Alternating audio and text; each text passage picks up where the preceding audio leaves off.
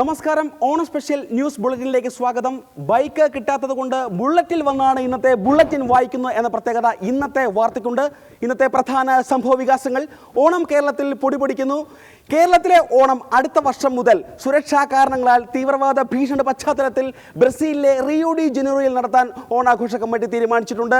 ഇതോടൊപ്പം തന്നെ അർത്തുങ്കൽ പള്ളിയിലെ പെരുന്നാൾ അടുത്ത വർഷം ബൊളീവിയയിലുള്ള ബിൻ ജെയിംസ് ഒറൂസോയി എന്ന സ്ഥലത്ത് വെച്ച് നടത്താൻ തീരുമാനമായി. ആലുവ ശിവരാത്രി മണപ്പുറത്ത് നിന്നും സൈപ്രസ് ബീച്ചിലേക്ക് മാറ്റാൻ തീരുമാനമായിട്ടുണ്ട്. ഓണത്തോടനുബന്ധിച്ച് നടക്കുന്ന ജലോത്സവം അടുത്ത വർഷം മുതൽ പുന്നമട കായലിൽ നിന്നും നയാഗ്ര നദിയുടെ ഒഴുക്ക് കുറഞ്ഞ ഭാഗത്ത് വെച്ച് നടത്താൻ തീരുമാനമായിട്ടുണ്ട്. വള്ളങ്ങൾ ഒഴുകി പോവുകയോ അല്ലെങ്കിൽ വെള്ളം കുടിച്ച് വള്ളക്കാർ ചാവുകയോ എന്നുള്ള ചെറിയ കാരണങ്ങളില്ലാതെ സുരക്ഷകൾ പ്രശ്നമാകില്ല എന്നാണ് ഞങ്ങൾക്ക് കിട്ടിയ റിപ്പോർട്ടുകൾ. കേരളത്തിൽ ഓണം പൊടിപൊടിക്കുന്ന മറ്റൊരു വിഭാഗം കൂടിയുണ്ട്. ഇത് ജാതി മത വ്യത്യാസമില്ലാതെ സമ്പന്ന ദരിദ്ര വ്യത്യാസമില്ലാതെ ഓണം ആഘോഷിക്കുന്ന ഒരു സ്ഥലത്ത് നിന്നും ഇത് ഓണം സ്പെഷ്യൽ ആരംഭിക്കുകയാണ്. കേരള സ്റ്റേറ്റ് ബിവറേജ് കോർപ്പറേഷൻ മുമ്പിലാണ് ഞങ്ങളുടെ റിപ്പോർട്ടർ ഇപ്പോൾ മുകേഷ് ലൈനിലുള്ളത്. ഹലോ മുകേഷ്, താങ്കൾ ലൈനിലുണ്ടോ?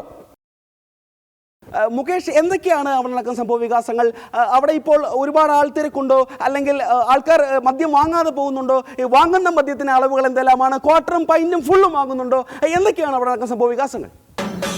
നിതീഷ്, ഞാനിപ്പോൾ നിൽക്കുന്നത് നമ്മുടെ ബീവറേജ് ക്യൂവിൻ്റെ എൻഡിലാണ്. ഏകദേശം 3 കിലോമീറ്റർ ദൈർഘ്യമുള്ള ക്യൂ ആണ് ഇപ്പോൾ ഇവിടെ കാണാൻ കഴിയുന്നത്. കഴിഞ്ഞ ഓണത്തിനേക്കാളും വളരെ ശക്തമായിട്ടുള്ള ക്യൂ ആണ് ഇവിടെ ഇപ്പോൾ കണ്ടുകൊണ്ടിരിക്കുന്നത്.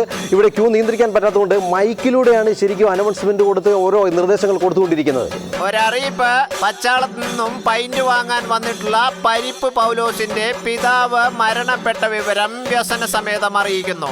ആയതിനാൽ ഒരു പൈന്റിന്റെ കൂടെ 6 ഫുള്ള് കൂടി വാങ്ങണമെന്ന് ബന്ധുമിത്രാദികൾ പ്രത്യേകം അറിയിക്കുന്നു. കുടിയന്മാർ ആരും തിരക്ക് കൂട്ടാൻ പാടില്ല.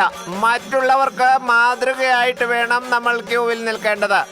കേരളത്തിലെ സർക്കാർ ഖജനാവിലേക്ക് ഏറ്റവും കൂടുതൽ വരുമാനം നൽകുന്നത് കുടിയന്മാരാണ്. ഓണം ക്രിസ്മസ് സീസണുകളിൽ ഒരുപാട് വരുമാനം കുടിയന്മാർ നൽകുന്നുണ്ടെങ്കിലും കുടിയന്മാരെ വേണ്ടവണ്ണം സർക്കാർ പരിഗണിക്കുന്നില്ല എന്നൊരു പരാതി നിലവിലുണ്ട്. ഇതുമായി ബന്ധപ്പെട്ട് പ്രതികരിക്കാൻ ഓൾ കേരള കുടിയൻസ് അസോസിയേഷൻ സംസ്ഥാന പ്രസിഡന്റ് ഫുള്ളി ലൈജു ഇപ്പോൾ സ്റ്റുഡിയോയിലുണ്ട്. പറയൂ ലൈജു, എന്തൊക്കെയാണ് നിങ്ങൾ നേരിടുന്ന പ്രധാനപ്പെട്ട പ്രശ്നങ്ങൾ? അല്ല, എനിക്ക് വേറെ ഒരുപാട് കാര്യങ്ങളൊന്നും പറയാനില്ല. മെയിനായിട്ട് എനിക്ക് പറയാനുള്ളത് നമ്മുടെ സർക്കാരിനോടാണ്. സർക്കാർ ഞങ്ങളെപ്പോലുള്ള പാവപ്പെട്ട കുടിയന്മാരോടുള്ള അവഗണന ആദ്യം നിർത്തണം.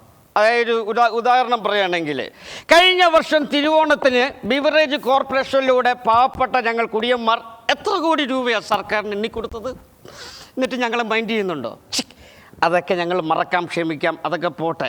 പക്ഷേ എനിക്ക് പറയാനുള്ളത്, നമ്മളൊരു 1-2 അടിച്ചിട്ട് ആർക്കും ശല്യം ഉണ്ടാക്കാതെ കടത്തിനെ മാറിക്കിടന്ന് ഉറങ്ങുമ്പം പൊതുനിരത്തിൽ കൂടി പോകുന്ന ജനങ്ങൾ ഞങ്ങളെ നോക്കി എന്നാ വൃത്തികെട്ട വാക്കുകളൊക്കെ വിളിക്കണമെന്നറിയോ? മദ്യപാനി, കാടൻ പാമ്പ്, മലമ്പാമ്പ്, ടാങ്ക്. എൻ്റെ മക്കളൊക്കെ പോകുമ്പം നാട്ടുകാർ പറയാ കുടിയൻ്റെ മോനെ എന്ന് സഹിക്കോ? ലൈജു, ഞാൻ ഇടപെടുകയാണ്. സത്യത്തിലൊരു ധാരാളം മദ്യം കഴിക്കുന്ന ഒരാളെ കുടിയ എന്നുള്ള ഒരു പദമാണ് മലയാളത്തിൽ നിലവിലുള്ളത്. മറ്റ് എന്ത് രീതിയിൽ വിളിക്കണമെന്നാണ് നിങ്ങൾ ആവശ്യപ്പെടുന്നത്? ഞങ്ങൾ ആനയെ അമ്പാരിയിട്ട് എഴുന്നള്ളിക്കണമെന്നൊന്നും നമ്മൾ പറയില്ല.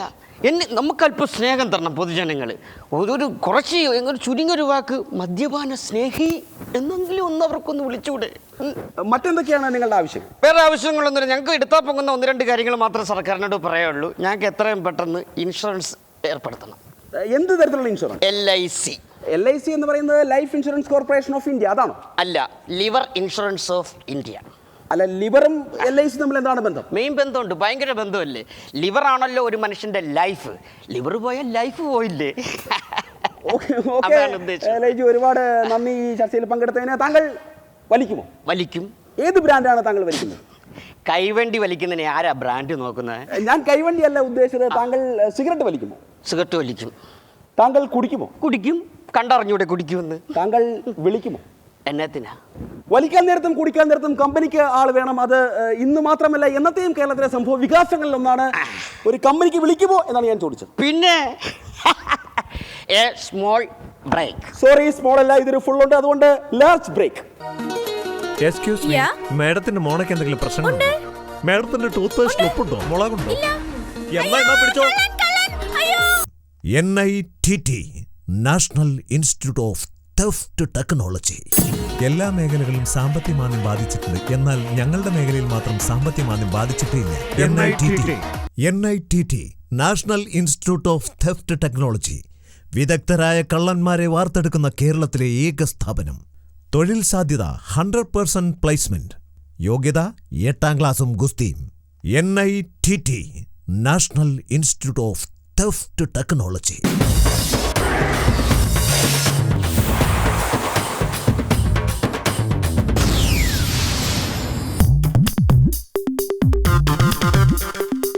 അമ്മേ എന്താണ് ഈ കാണിക്കണത്?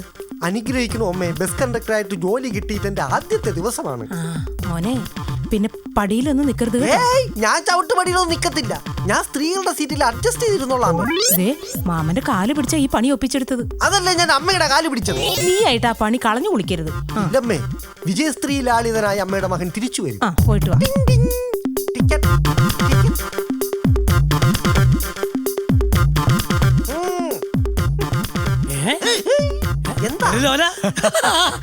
നീ എന്താ ഈ വേഷത്തിൽ? അതോ, എനിക്ക് എന്റെ മാമന്റെ ബസ്സിൽ കണ്ടക്ടറായിട്ട് ജോലി കിട്ടി. ഇവന്റെ സ്വഭാവത്തിന് പറ്റിയ പണി തന്നെ. ഇനി എനിക്ക് എന്തു സുഖമാ. എല്ലാവരെയും കാണാം. പെണ്ണുങ്ങളൊക്കെ തട്ടി മുട്ടി നിന്ന് ജോലി ചെയ്യാം. എന്നിട്ട് അവര് നിന്നെ തട്ടാൻ. അതൊന്നുമില്ല. ചിന്നു മിന്നു ലോലിയും പോപ്പിയും ലാലിയും യാത്ര ചെയ്യുന്ന ബസ്സിലാണ് ഞാൻ ജോലി ചെയ്യാൻ പോകുന്നത്. അപ്പൊ നിന്റെ മാമൻ കുത്തുവാളെടുത്തത് തന്നെ. അതെങ്ങനെ? എടാ, അവരൊക്കെ ചോദിക്കുമ്പോ ടിക്കറ്റ് ചോദിക്കുമ്പോ നീ ഫ്രീ ആയിട്ട് എഴുതി കൊടുക്കില്ല.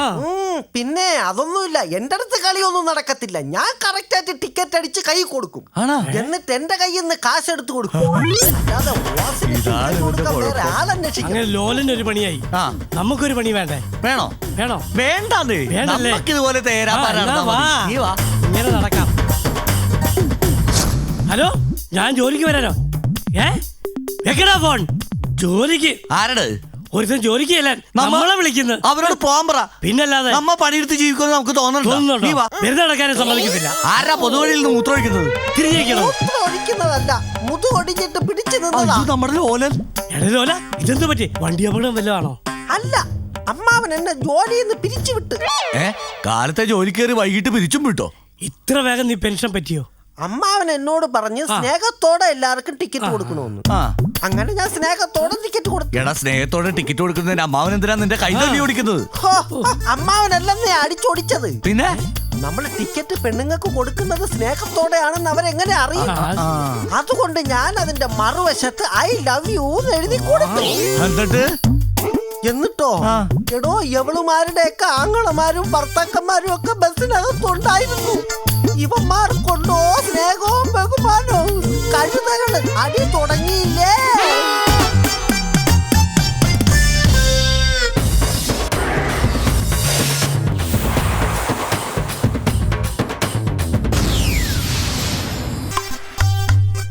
ഇന്നലെ പരിചയപ്പെട്ട റീനയ്ക്ക് ചെലവ് ചെയ്യാൻ ഇത് മതിയാവും. അങ്ങനെ എന്റെ കൂട്ടുകാരുടെ ലിസ്റ്റിൽ ഒരു കൂട്ടുകാരി കൂടിയായി റീന. ഫോണ്.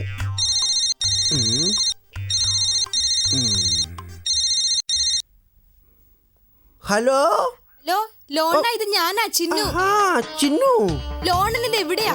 ഞാൻ നമ്മുടെ വീടിന്റെ അടുത്തുള്ള ആ വഴിയിലാ, റോഡിന്റെ അവിടെയാ. ലോണൻ അവിടെ നിന്നോ? എനിക്ക് അത്യാവശ്യമായിട്ട് ലോണിനെ കാണണം. അതെന്തിനാ? എനിക്ക് കുറച്ച് കാശിന്റെ അത്യാവശ്യം ഉണ്ട് ലോണ. എന്റെ കയ്യില് കാശില്ല. അങ്ങനെ പറയരുത് ലോണ. ദേ, ഞാൻ വന്നു കഴിഞ്ഞു. ഞാൻ വരുവാട്ടോ. ഈ കാശ് ചിന്നു കൊണ്ട് പോയാ പിന്നെ ഞാൻ റീനയോട് എന്ത് പറയും? മോശമല്ലേ? ലോണ, പോയാലോ? ലോണ,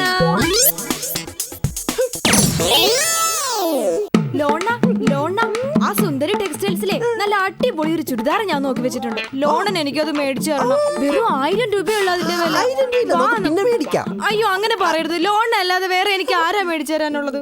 എന്റെ കാശില്ലാത്തോണ്ടാ. ഞാൻ ആ ചുരിദാറിന് നടക്കുമ്പോ എന്റെ കൂട്ടുകാരെ ചോദിക്കുമ്പോ എനിക്ക് പറയാലോ ലോണ മേടിച്ചു തന്നെ. അതിന്റെ ക്രെഡിറ്റ് ആർക്കാ? ലോണന്. അത് പിന്നീടേ അതിനേക്കാൾ നല്ലതൊരെണ്ണം മേടിക്കാം. ഇപ്പൊ എന്റെ കാശില്ലാഞ്ഞിട്ടാന്നേ. ഇതെന്ന് കണ്ടില്ലേ? കിന്നാരം പറയുമ്പോ മാത്രമേ എന്നോട് സ്നേഹമുള്ളൂ, അല്ലാത്തപ്പോ എന്നോട് ഒട്ടും സ്നേഹമില്ല. എന്നാ സുഗുണ ഓടുന്നേ? ഓർഡർ കൊടുക്കാൻ പോവുക. എന്നാത്തിനാ? ചാക്കോസാറിന് ജോലി ആ ഓർഡർ കൊടുക്കാൻ പോവുക. രക്ഷപ്പെട്ടു. എത്ര കാലം കൊണ്ട് കാത്തിരുന്നതാ. പാവം, നല്ല പ്രായത്തിൽ ജോലി കിട്ടിയല്ലോ. അയ്യോ, എന്റെ പേഴ്സ്.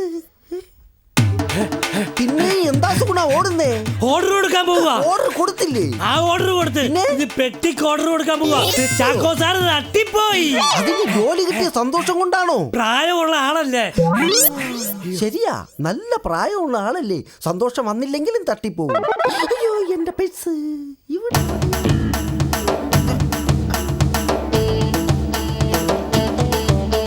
ലോണൻ എന്തെടുക്കുവാ? അമ്മയ്ക്ക് വാദം, കുറച്ച് പുല്ല് പറിക്കുവാ, അല്ല മരുന്ന് പറിക്കുവാ. പിന്നെ ഒരു ഹാപ്പി ന്യൂസ് ഉണ്ട്. എന്താ? ഞാൻ ലോണായിട്ട് വഴക്കിട്ട് എപ്പോ പോയാലും എനിക്ക് നല്ല കാലമാണ്. ഞാൻ ലോണായിട്ട് വഴക്കിട്ട് ഇതുവഴി പോയപ്പോഴേ എനിക്ക് ഇവിടെ കിടന്നൊരു പേഴ്സ് കിട്ടി. ഒരു കറുത്ത പേഴ്സാണോ? എന്നിട്ട് അതിലെ 1000 രൂപയേ ഉള്ളായിരുന്നു. എന്നിട്ടാ പേഴ്സ് എന്തിയേ? ആ രൂപയ്ക്കല്ലേ ഈ ചുരിദാർ മേടിച്ചത്.